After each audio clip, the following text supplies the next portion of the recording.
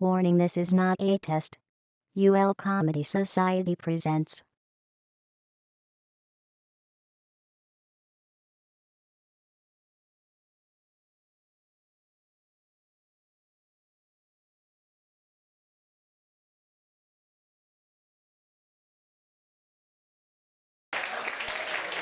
Right, what to introduce our next act is unfortunately going to be his last gig here ever because he's going back to Portugal.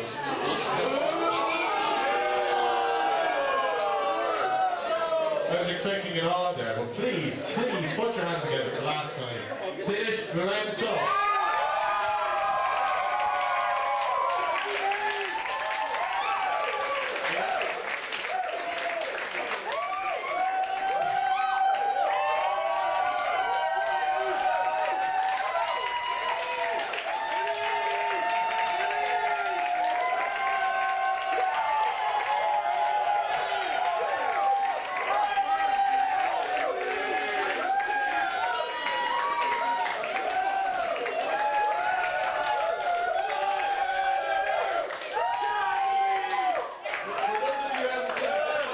I just come up to the stage and people clap. That's just it. The t-shirt is too spooky.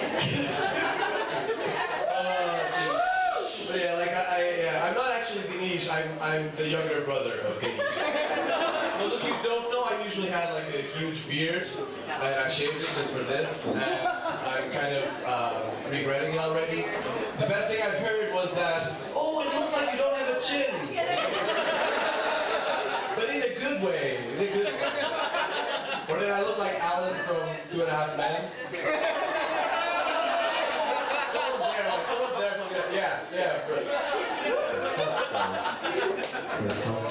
What was I saying? Oh, jeez. I love those claps. Like, I really, like, I've been told all my life, like, not all my life, I have a friend of mine. I love her. But, well, I don't, she's a friend of mine. She tells me that I'm an attention whore, which I think it's kind of a terrible thing to call someone. Well, in one way, I thought all whores were attention whore. I mean, you're paying them to get attention from. Like, I always thought that was like the transaction. But not only that, it's not even. It's funny because like yesterday, this girl, this is actually true. It was there. She read my aura. And she told me, one of the things she told me, she's actually here. She's the one girl whose like shirt matches her aura. Like you can spot her very easily. And like over there. She's the one who has a very funny laugh actually.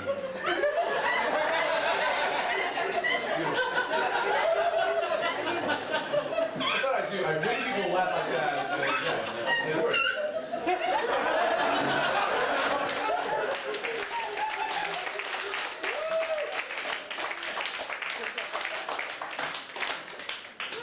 We good?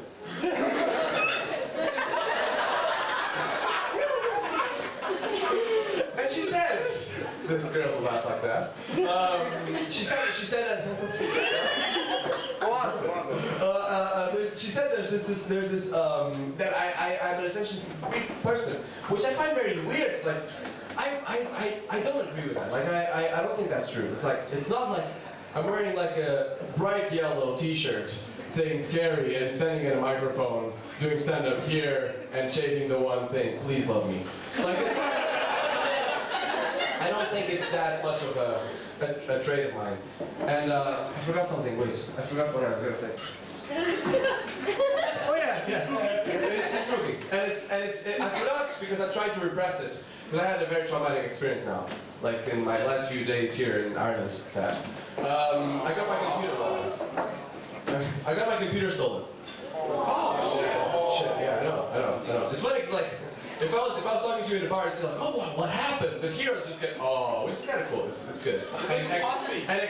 And expectant eyes of like, what's the joke's gonna be like? But yeah, like, someone stole my computer. It was horrible. They broke into my house. I didn't leave it unlocked at all. And they broke into it and stole my computer. And like having a computer stolen, it's a very sad thing because it's a very important thing. For instance, I was gonna call the guards, and And I was like, should I call 999 or 911 or I don't know what the number is, 999 correctly. And I was like, my husband was like, oh no, you could just call to the station. You could just Google the number. I'm like, oh yeah. Oh. It's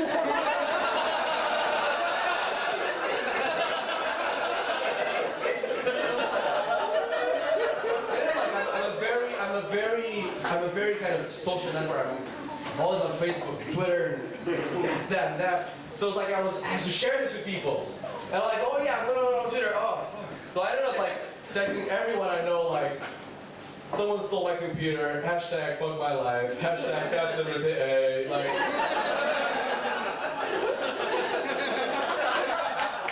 It got worse. And the other day, like, I was watching Sesame Street, as you do, and I had to text every single contact on my phone, just watching kids singing the alphabet song, hashtag cute, hashtag childhood comeback, hashtag not pedo at all. Like,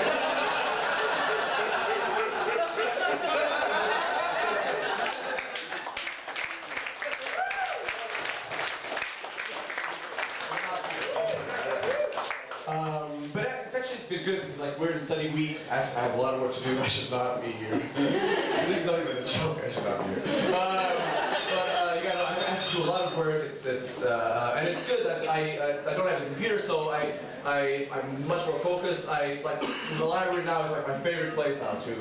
Yeah, it's my favorite place. The one place like I spend like 5 hours on Facebook there, so it's perfect. It's perfect to be on Facebook there. And so yeah, like I've been enjoying Ireland a lot. Like I'm kind of sad I'm leaving. I've been enjoying it a lot, and I said a few jokes here, about Ireland and England, and taking a piss out of Ireland. But I love Ireland.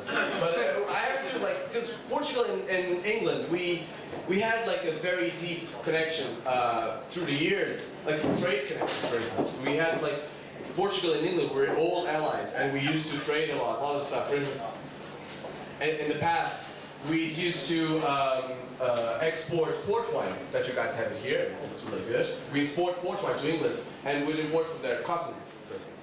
Nowadays, we still have that kind of like transfers. For instance, we export Cristiano Ronaldo, for instance, and Mourinho, for everybody knows that.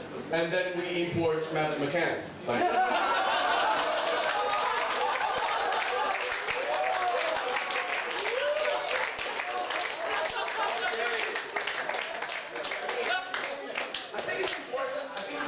Sometimes people think that this is too much. Wait, that's too much. Madeleine McCann, she disappeared. That's bad.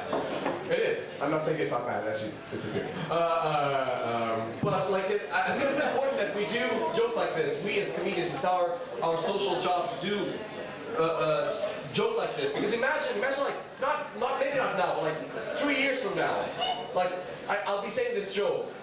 Like, Madeleine McCann, and then this girl just gets up and is like, I'm Madeleine McCann. And we'd be like, what? You've been missing for ages.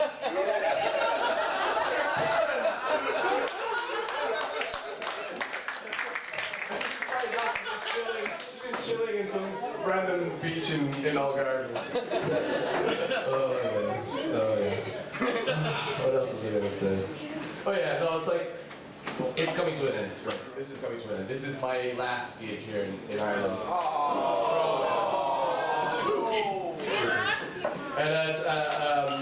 And the whole academic year is also finishing. Like it's a sad moment. Like it's everybody.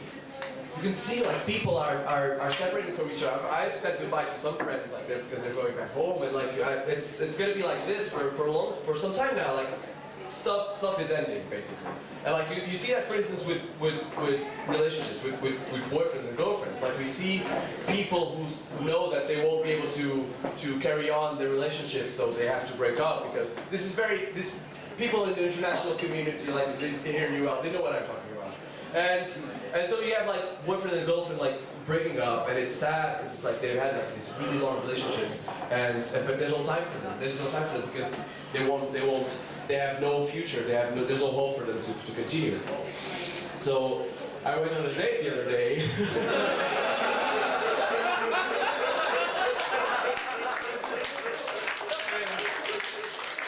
She's the one. We're gonna be together forever. I know it. No, it's actually a lie. I see my friends like, what is he talking about? No, it doesn't. And it's actually a lie. I don't have a girlfriend. I almost had one once, but then I didn't.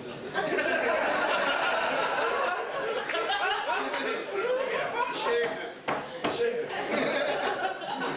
She's spooky. I love that. I keep going on this spooky. It's really good.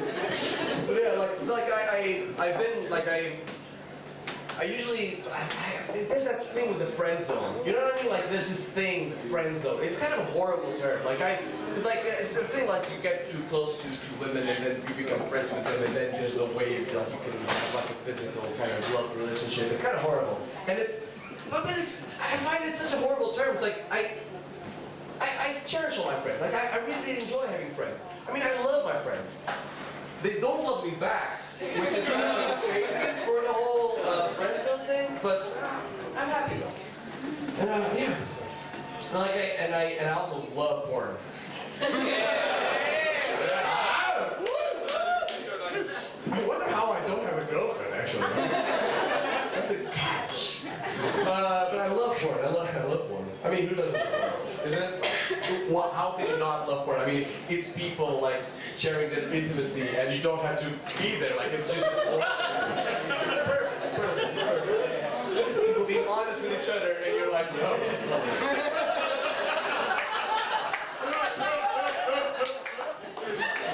Did I just say honest relating to porn? That's the most crazy thing I've ever said. Most crazy. Yeah, I love porn. But let me explain why. Because sometimes I say I love porn and people don't understand what I'm saying. It's like, the thing about porn is, what's the thing about porn? The thing about porn is that it opens up, like, it makes you feel new experiences. Like, it opens you up for new experiences. Like, do I want to watch girls making out covered in chocolate? Open a tab. Do I want to watch Pikachu licking Kim Possible's nipples? Sure, maybe I will. I will. Do I want to watch Nikola Tesla fondling Superman's ears? Yes, I'll try everything once. I'll try everything once. And after a while of like this kind of like experimenting, exploring, browsing kind of phase of porn, you have like 3,000 tabs open in your computer, and you have to be selective. That's when porn teaches you how to be selective. And then you say like, maybe I don't want to watch Tesla right now, so you delete that. Maybe I don't want to watch cartoon fellatio. So like you'll be like narrowing down. That's when porn teaches you how to be selective. And then you have like a couple of tabs that you can kind of manage, and it's fine. And then you masturbate to it.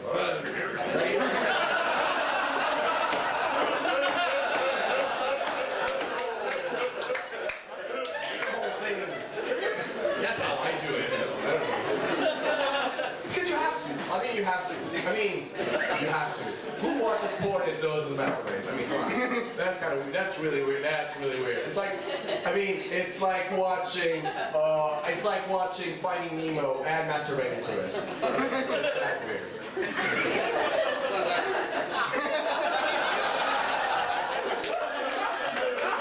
Story though, like no, it's weirder. It's weirder to watch porn and not masturbate to it. So like you do the whole thing, and then something happens. Like there's this thing that I like to call the filter of horniness. Like when you ejaculate, or have an orgasm, or like when you're satisfied with the porn, like this filter of horniness drops, and you actually see unfiltered what you were watching, and you feel disgusted.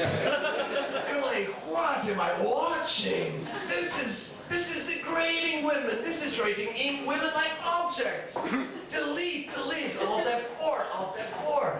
And that's when porn teaches you how to be a feminist. And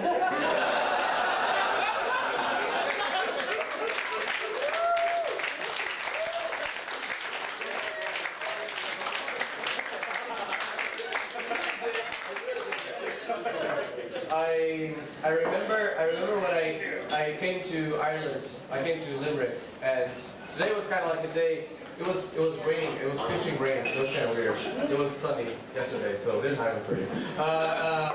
And I came, and when I arrived in Limerick, I remember I was telling this girl, and it's true that everybody's so blasé about rain here. I remember when I came here, if it was raining like it was today in Lisbon, we'd be calling the firefighters. We'd be freaking out. We'd be like, oh my God, there's rain everywhere. It'd be here, so that, oh my God. I guess I have to bring my jumper. I mean, that's I'm kind of used to it now. Like I'm used to it, and I've been enjoying it really good. Like I wasn't sure if I was going to join Comedy Society, but then because I was nervous. Like I don't know if I'm that good. Like, I don't know. And then I watched the Comedy Society's first gig, and I was like, oh, that's fine.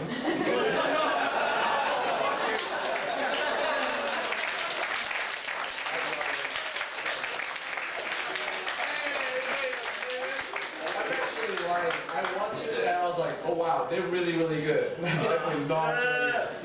It was true. Well, I'm doing it just badly because I have a microphone in my hand. But like, it was really good, and I was like, wow, I really want to be part of it, and I'm really glad I did, and like, I'm really glad I came to Limerick, even though like it's Limerick. But like, I'm really glad. It's been really, really a lot of fun. I've met a lot of really cool people. There's not going to be punchline, so this kind of like disappointing. But like, yeah, it's been really good. And this is like the last gig. Let's hashtag too spook, hashtag straight face, hashtag no peekido. So, for last time, tenham boa noite, enjoy yourselves. See you later.